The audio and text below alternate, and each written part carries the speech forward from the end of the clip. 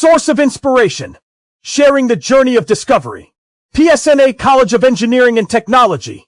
மாணவர் C V Shanmugam அவர். மாண்புமிகு பேரவைத் தலைவர் அவர்களே, இங்கே காங்கிரஸ் பாரதிய ஜனதா சொல்லும் போது நீட்டை நாங்கள் காங்கிரஸ் கொண்டு வந்தோம், பாரதிய ஜனதா சொல்றாங்க நாங்கள் ஏன் அதை தொடர்ந்து நடத்துறோம்னா உச்சநீதிமன்ற தீர்ப்பின் அடிப்படையில் நடத்துறதா சொல்றாங்க.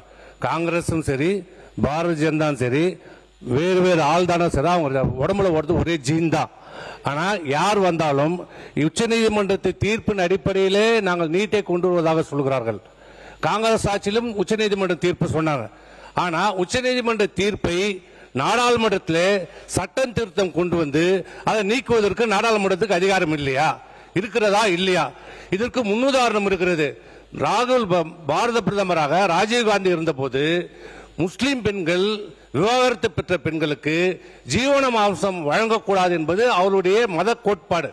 அதில் உச்சநீதிமன்றம் அரசியல் அமைப்பு சட்ட தீர்ப்பிலே 1984 தீர்ப்பு வழங்குகிறது, ஜீவனாம்சம் வழங்கலாம் என்று. அந்த தீர்ப்பை அன்றைய பிரதமராக இருந்த பாரத பிரதமர் திரு ராஜீவ்காந்தி அவர்கள் நாடாளுமன்றத்தில் சட்டத்தை ஏற்றி அந்த உச்சநீதிமன்ற தீர்ப்பை செல்லத்தக்கதாக ஆக்கினார்.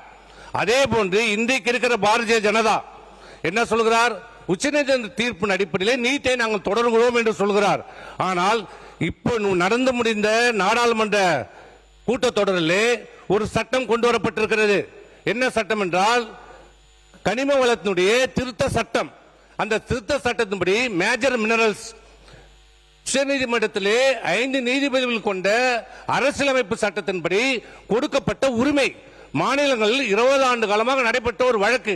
அந்த வழக்கிலே மாநில அரசாங்கங்களுக்கு அந்த மேஜர் மினரல்ஸ்ல இருக்கிற ராயல்டியை வசூலிக்க உரிமை உண்டு என்று உச்சநீதிமன்றம் தீர்ப்பு கொடுத்திருக்கிறது. அதில் ரிவ்யூ பெட்டிஷன் போடப்பட்டது, அதையும் தள்ளுபடி செய்யப்பட்டது. ஆனால் அந்த தீர்ப்பு வந்த ஒரு 6 மாத காலத்துக்குள்ளே இன்றைக்கு பாரதிய ஜனதா அரசு மத்திய அரசு நாடாளுமன்றத்திலே ஒரு சட்டத்தை திருத்தம் கொண்டு வந்திருக்கிறது.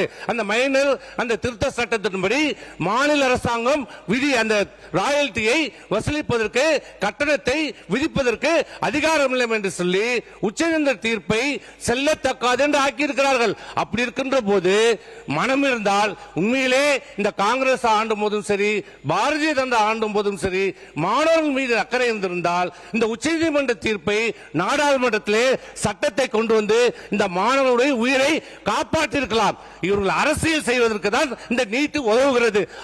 அப்பாவி மக்கள் மாணவர்கள் செத்துக் கொண்டிருக்கிறார்கள். Source of inspiration. Sharing the journey of discovery.